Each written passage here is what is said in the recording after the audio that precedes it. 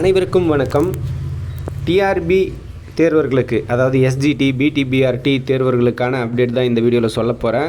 எல்லாருக்கும் ஒரு விஷயம் என்ன அப்படின்றது நல்லா தெளிவாக புரிஞ்சுக்கோங்க. இது அரசுக்கு வைக்கும் ஒரு கோரிக்கையாகவும் எடுத்துக்கோங்க.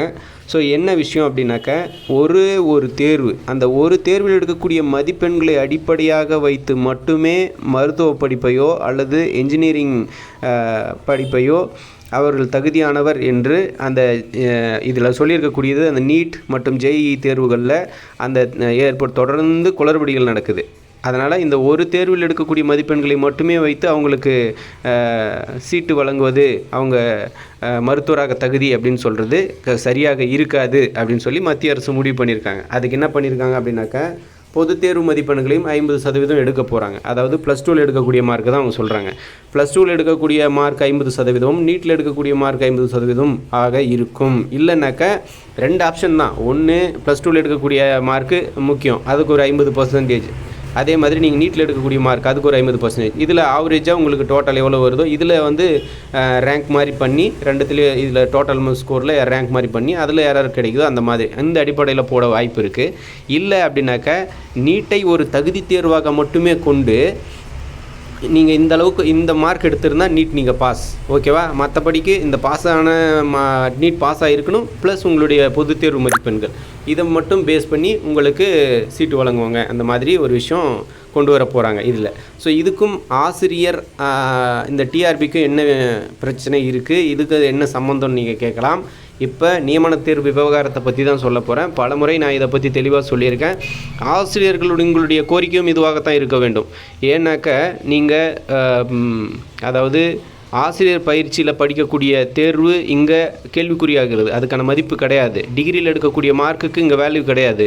டெட்டில் எடுக்கக்கூடிய மார்க்குக்கு வேல்யூ கிடையாது. நீங்கள் நியமன தேர்வில் எடுக்கக்கூடிய மார்க் மட்டுமே கண்டு பணி நியமனம் வழங்குவது அப்படின்றது இது ஒரு கேள்விக்குறியான விஷயம். இது ஒரு தவறான நடைமுறை அப்படின்னு சொல்லலாம்.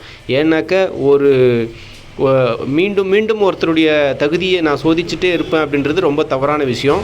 ஸோ இது அடிப்படையில் தவறான விஷயம். ஒரு வெயிட்டேஜ் மெத்தட் மாதிரி கொண்டு வர்றது தான் கரெக்டாக இருக்கும். அதுதான் சிறந்த ஆசிரியர்களை அரசு பணியில் அமர்த்த உதவும்.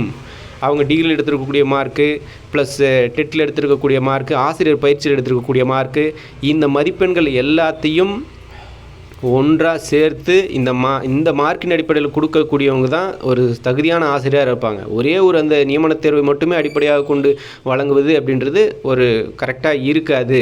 அந்த ஒரு தேர்வில் மட்டும் ஏதாவது ஒரு தவறு பண்ணியோ அல்லது அதிர்ஷ்டவசமாகவோ ஒருத்தர் வந்துட்டால் அவர் எப்படி தகுதியானவராக இருப்பார் அப்படின்னு ஒரு கேள்விக்குறி வருது, பார்த்தீங்களா? ஸோ அதே மாதிரி முறைகேடு நடக்குது. தொடர்ந்து இந்த மாதிரியான தேர்வுகளில் முறைகேடு நடக்குது.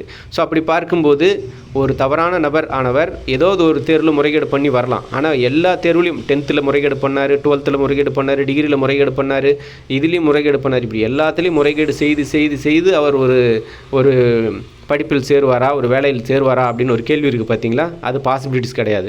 ஏன்னா ஒரு போர்டு, இப்போ ஸ்டேட் போர்டு, அதாவது 10ஆம் வகுப்பு நடத்தக்கூடிய ஸ்டேட் போர்டு ஆகட்டும், 12ஆம் வகுப்பு ஸ்டேட் போர்டு ஆகட்டும், சிபிஎஸ்சி போர்டு ஆகட்டும், இவங்க ஏதாவது ஒரு போர்டாவது சிறப்பாக செயல்படும், எந்த தவறும் நடக்காமல் பார்த்துப்பாங்க. அப்படி பார்க்கும்போது அவங்களுடைய ஓவரால் ரேங்க், வேலைக்கு சேரும்போது அவங்களுடைய மதிப்பெண் பார்க்கும்போது ஏதோ ஒரு இடத்துல குறையும். அப்போ எல்லாத்துலேயும் நல்லா படித்தவங்களுக்கான அந்த வாய்ப்பு அப்படின்றது ஒரு படி முன்னே போகும், ரைட்டா?